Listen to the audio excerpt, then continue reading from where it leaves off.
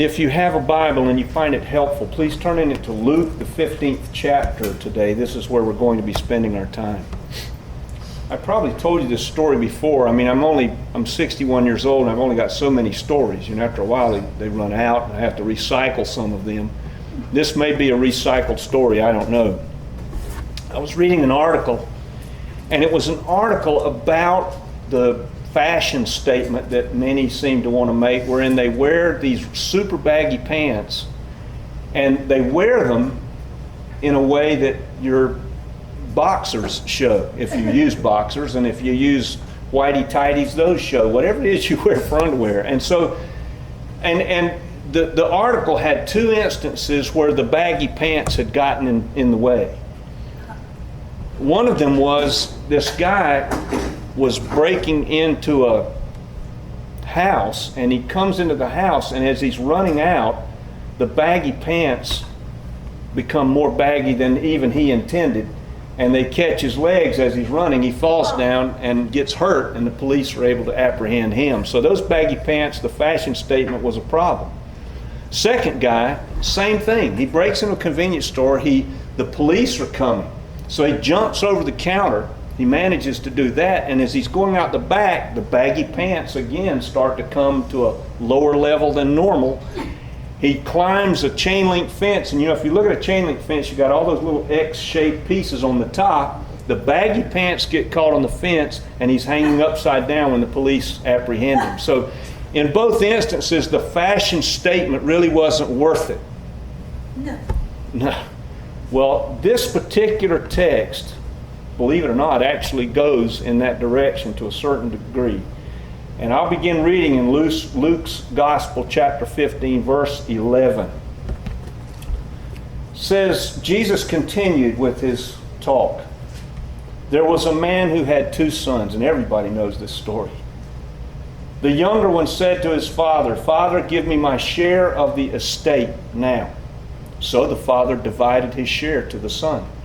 Not long after that, the younger son went out and got together all he had and set off to a distant country. When he arrived there, he squandered all the wealth he'd been given in loose living. After he'd spent everything, there was a famine in the country. He began to be in need. So he went and hired himself out to a citizen of that country who had many pigs. The citizen sent the son out to feed the pigs, and the son longed to fill his stomach with what the pigs were eating, but no one gave him anything. He came to his senses. He said, "How many of my father's hired servants have food to spare, and I'm here starving to death? I'll go out and I'll go back to my father, and I'll say to him, I've sinned against heaven and against you. I'm no longer worthy to be called one of your sons. Make me like one of your hired servants." And so the son got up and went back to his father. But while he was still a long way off, the father saw him and had compassion for his lost son, and ran to his son and threw his arms around him and kissed him. The son said to the father, "Father, I've sinned against you and against heaven. I'm no longer worthy to be called your son." But the father said, "Servants, quick, go get the best robe and put it on him. Put a ring on his finger, put sandals on his feet, bring the fatted calf and kill the fatted calf, and let's have a feast and celebrate, for this son of mine who was dead is alive again, and was lost and is now found." And they began to celebrate. Well, meanwhile, the elder son was in the field working. He came near the house and he heard all the music and the dancing, and so he called one of the other servants and said, "What's going on?" The servant replied, "Your brother has come home, and your father has killed the fatted calf because he's got his son back safe and sound." The elder brother became angry and refused to go in and join the party. So the father went out and pleaded with him and said, "Look, all of these years," the son said to the father, "I've been slaving for you. I've never disobeyed you once. You never even gave me a young goat that I could celebrate with my friends. But when this son of yours, who has squandered your property with prostitutes, comes home, you kill the fatted calf for him." "My son," the father said, "you're always with me, and everything I have is yours. But we had to celebrate and be glad. This brother of yours was dead and is alive. He was lost, and now he's found." This is another one of those texts which is known as a gospel within the gospel. Because what it's giving us is a picture of God's heart toward every person in this room, every person on this planet, every person who's ever lived or will live. This is how God looks at His human creation. And in it, I see in a comparison with the baggy pants and the problems that ensue. I see all of us, myself included, the same. I see us all with things that we have about our lives that weigh us down and make life more difficult than it really ought to be. This son, the one that runs off, he's living in a good place, but he says to himself, I'm tired of this. I don't like life here. Yeah, I got plenty to eat and things are okay, but I'm tired of obeying my father. I'm tired of living under his thumb. I'm tired of the authority. I want to be out on my own.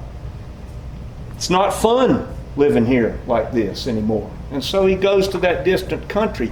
He responds to the weights, and they are weights, of the place where he was living in his father's home and the things that weighed him down, he thought. And he said, I want to be free of those things. And so I'm going to go to this distant country. This is not, by the way, I don't know if you've ever heard this text preached before, but historically this is not uncommon. That a father would be requested by one of his sons in a Jewish family to give the inheritance prior to the father's death. It's not that uncommon. However, it's making a statement to the father that I don't think the son intended, and that is, I wish you were already dead so that I could have that estate. But this is part of the Jewish perspective that eliminates that feature of the animosity between the father and the son, that it was done. This was done sometimes. Sometimes a son would say, look, if you had sons, girls didn't get the inheritance. I'm sorry about that, but that's that's the way it is in Judaism at this time in history. And the eldest son was entitled to 2/3, the younger son got 1/3. That's just how it worked. So this younger son is saying, I want my 1/3 now. Jesus probably, when he got to the point where the story had the son asking for the inheritance, Jesus probably stopped right then and paused. And he did so because nobody knows how this is going to go. Is it going to be that the son goes off to the far country and becomes a successful business person, or becomes a successful farmer, or does well? Or is he going to mess up? We don't know. And Jesus probably stopped so that there would be this moment where you could think about what he's saying just a little bit. The picture gets painted in your head. And think about it from the standpoint of the young son. I bet you, just like in today's world, that if a person decides to go and live like that, all of a sudden they got a lot of friends that they never knew they had before. I remember, some of you in this room know Jack Lee, who lives down the street. Well, he used to be part of our congregation, and he told the story about how on his driveway you got these two ruts, right? And he said, the grass is growing up on my driveway. He said, after I became a believer and all those friends that came to my house to take advantage of the free beer, since I'm a believer now and I don't do that anymore, the grass is growing up because those cars aren't going up and down my driveway all the time any longer. Well, I'm sure this kid found all kinds of friends that he never knew he had who were happy to help him spend the inheritance that he had gotten. They're probably telling him how hip he is and how fashionable he is and how much fun he is and all this stuff to lubricate the spending so that he spends money on them as well. But then pretty soon it all runs out. Notice too, it says he goes to a far country. That's meaningful. I want to be away from my father's supervision altogether. I don't want to be anywhere where he can see what I'm doing. I want to know that I can do whatever I want in total freedom. That says something about human nature as well, even when we talk about God. So, why did the prodigal return? Well, the text says he came to his senses. Isn't it interesting that we take a look at our lives and there are moments wherein some circumstance comes to our lives that causes us to come to our senses? That's so interesting to me. We'll get to that in just a moment. The father's household was a good household. It was stable. You had all you were provided for. Everything was going well. It was a well-run household. The farm was successful, obviously. And notice something about that condition. Now, this speaks loudly to me as a Christian in this culture and as just a human being in this culture. You notice a lot of the unrest we have in our culture right now, especially in college-age folks. Why is that? Because it's a well-run place to live and you got all your needs met. You got a lot of time on your hands and you can think about leaping out of the secure situation you are living in. That's what was the condition for this son. Everything's good, so it provided for him a platform, a solid place from which to leap. That's kind of how it is for us as well. They had a stable position that neither of them had provided for themselves. It was provided for them. I remember reading an article about a kid who went off to college. He was a believer. And he got to college, and just like you were talking about Tyler and you were talking about Joe, this college student fell in with some students, and it was like a coffee clutch in the common room of the dormitory, and they were all bashing their parents. Talking about how stupid their parents are. You know, parents get really stupid when you hit 18, right? And so these kids are all just sitting around bashing their parents, and this kid who was a believer joined in with them in bashing his parents. When he got back to the room and it got quiet and the lights were out and he had a chance to think about it, he felt as though he might have betrayed something that he shouldn't have. That sense of security that the parents had provided for him, he was willing to leap from that security into this bashing ceremony. I'll tell you, there's something really powerful about human nature in that. We all do it. But I want to focus on this elder son. I think he's the one that really, in my mind anyway, is the focus of the story. The prodigal we understand, and it's a beautiful story that God, as the father, runs out to meet him. I'm so thankful for that myself. But the other son is the one that really, I think, is the one that we learn the most from. What's going on in him? Well, he is the picture absolutely of what it is to be, in the most absolute way we could say it, self-righteous. He's self-righteous. Look what he says to his father. I've never disobeyed you. I've done everything you've asked. I'm enslaving for you out here. Boy, isn't he's given his father all kinds of indications that not one thing has he ever done that he liked about being his father's son. Everything he has done has been nothing but a bitter drudgery. How many believers live their whole life like that? Where following Jesus is nothing but a bitter drudgery for them. It's like God's going to crack me over the head if I don't do exactly what I'm supposed to do all the time. Oh, that's terrible. And that's his perspective. Notice what he says too. How do I know that this is the case? He doesn't say my brother did these things. He says this son of yours to the father. That just says everything, doesn't it, about how you feel about how all this has gone. This son of yours, not my brother. And you know what's interesting is that on a human level, everything he has said is correct. Every bit of it. There's nothing about what this elder son has said that is wrong, factually. He has obeyed. His brother has squandered. Notice he adds something to the text. You know, the text never says that the brother went out and squandered it with prostitutes. It just says wild living. It doesn't say prostitutes. This son, the elder son, adds that. You know, here's what he's really been doing, Dad. And look at me. I've behaved well all of my life. Where's my party? He's not served his father from affection. He served his father because it was an obligation. This says something so powerful to me as a follower of Jesus. Something I think we should keep in mind, and that is this. Sometimes the raw, rank, open sinner is way closer to God than the nice church person. Way closer. Because think about this son. Can he sit with his dad in temple and be the son that everybody else in the temple thinks, man, you've got the best child there? Look at how he's doing. Look at how you rate. Look how hard he works. He never complains. He's always in the fields. He's taking care of everything. But there's something else going on in him, isn't there, that's not so good, that nobody can see. Nobody can see it. It comes out in this little conversation. Last week we saw also that there is mercy in suffering. God's mercy shows up in suffering, not to relieve it, but that it's actually there. The wayward son, he comes to his senses. Why? He's hungry. He's hungry. He's thinking about how nice it was at home and how bad it is now. It's like Jonah. You know, Jonah,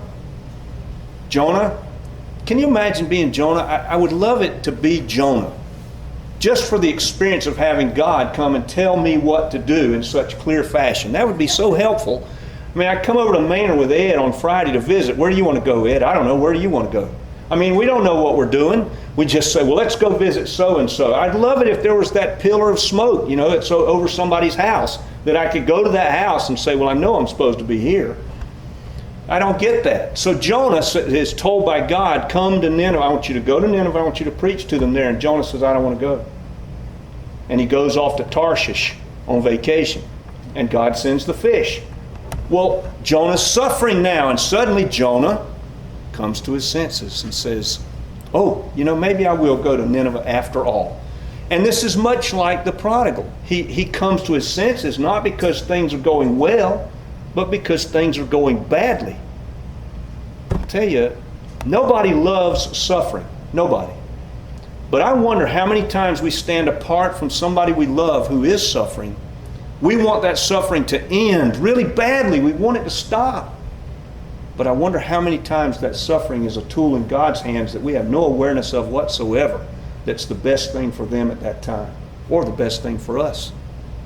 We don't ever know, do we? Well, the elder son has not come to his senses at all. For him, everything is understandable. And he's got this deeper problem, that everything on the outside looks perfect, but nothing on the inside is doing very well at all. Not at all. Could it be that this text is showing us something of ourselves and showing us something of this older son? I think it is.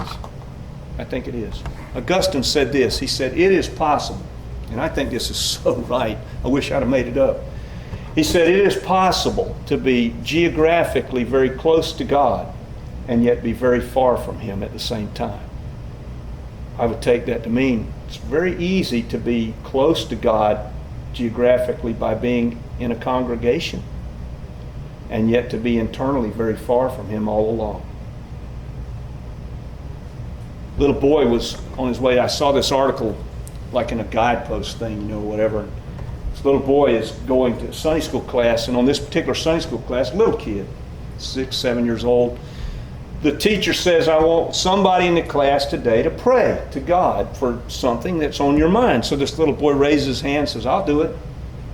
He says, Lord, make all the bad people good. That sounds like a little kid's prayer, doesn't it? Make all the bad people good. And I like that. That makes great sense to me. But then he said something else. He said, make all the good people nice. Make all the good people nice. He had seen something in those people who were supposed to be good that they weren't seeing of themselves. Just like the elder son. Just like the elder son. Look, we need to settle in our minds, I think, that God knows what's important. He really does. Eternity is a lot more important than here. Eternity for us, eternity for other people. And sometimes, in order for us to be awakened to what's important, things have to go awry here in our lives, or in the lives of someone we really, really care about.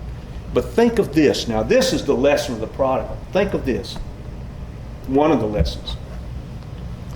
C.S. Lewis said, isn't it amazing that we come to God with the flames of hell singeing our jackets as we run from them, but God takes us in just like that. You know, we're running from the terror that we know may be there, and God just like the prodigal father opens up, it's really the prodigal father, opens up his arms and says, come on, I've been waiting on you. Even though it's the terror that's chasing us into his arms. It's not that we're so noble and have decided I want to live for Jesus or anything like that. It's that we recognize that there's something to be run from.